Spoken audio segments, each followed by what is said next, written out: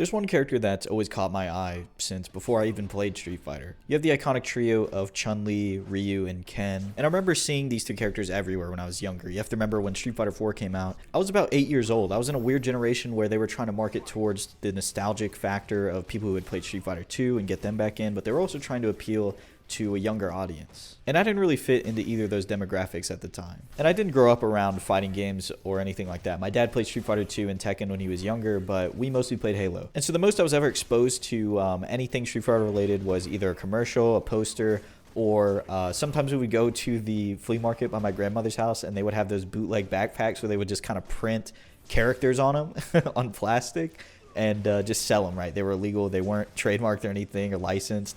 And sometimes they would have like Ken and Ryu and Chun-Li. But the character that would always catch my eye whenever I would see him was Akuma. And it was kind of rare to see anything but like Nintendo-based stuff there because, you know, Mario and Luigi kind of cover one demographic and then your other demographic is covered by Peach and Daisy. That was kind of their go-to. They always had like those four and then sometimes they'd have like a Toad or a or like a Yoshi backpack. And so when I saw anything there that wasn't those like 4 to 6 characters, it interested me. And I always seemed to gravitate towards like the villain characters, right? I always thought they looked cooler. For example, I think I was kind of getting into Naruto at that time, like the original series, and Orochimaru was like one of my favorite characters. I remember my parents even buying me like a little Orochimaru plush. I think it was from that same flea market maybe, or maybe like the Renaissance Festival or something. But that was kind of the wavelength that was on at the time. I liked the evil characters and the enemy characters, I guess you would say, because they seemed more powerful. And just as a little kid seeing the design of Akuma, I could tell that he was like a villain character and he was evil, but he was also like really powerful. And I didn't even know the story. That was solely based on the design. And I think that's a big testament to like Capcom's choices with how they design their characters, is that just by taking a glance at them, you can tell kind of their deal. Ryu and Ken and Chun-Li are like the good guys, and Akuma is very visibly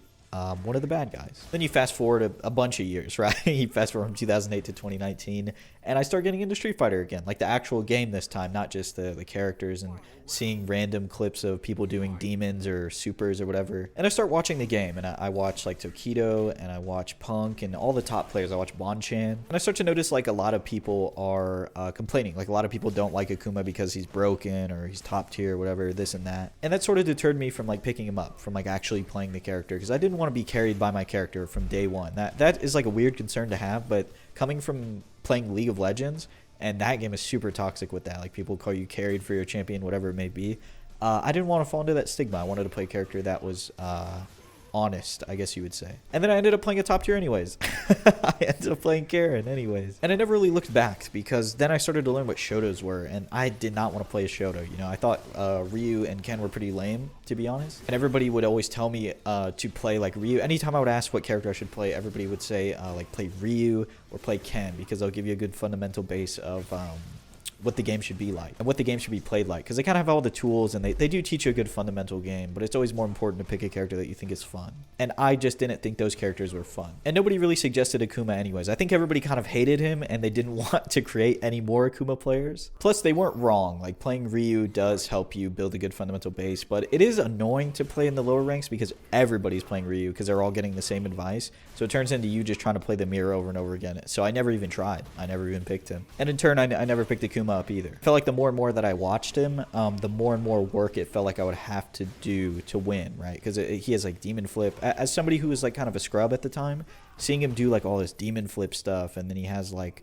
all these setups, and he has demon setups, and it's like, whoa, like this is way more than I asked for. So I think I'll just continue to observe from afar. That's kind of how I felt. But now that I've been branching into other characters and like playing all kinds of archetypes and all kinds of different fighting games even, I realized that it's not actually that much work. And most of my concern back then was seeing the demon flip and like trying to keep up with all the follow-ups, but it seems like most of that is combo filler, rather than just like throwing it out in neutral and trying to convert off of it like I thought you would when I was like a scrub, when I was playing years ago against like rookie and bronze players who do just throw it out as like a neutral tool and then try and convert off of it. And that's all to say that maybe it's time that I do learn him, or maybe it's not. I don't know. I'll have to try him out. But that's what's been fun for me lately on this game, is trying out all these characters that I've been watching for so long and seeing if they're actually as fun as they look. I would love to compete, but around me there's just not too many people who play this game anymore.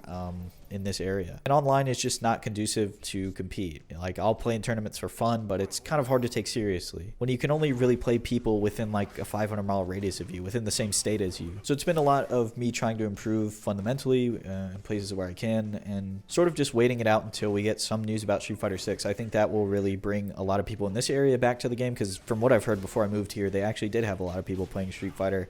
It's just 5 kind of got them burned out. You know, it's been what, 4 to 6 years now? So I get it. They're looking for something new, and I hope that when something new does drop, it's good, and that, you know, we have a little bit of a revival in this area, and I can be a part of it. But with that said, I hope you enjoyed this video. I hope you enjoyed the stories that I had to tell today, and if you did, please consider subscribing. Thanks so much for watching.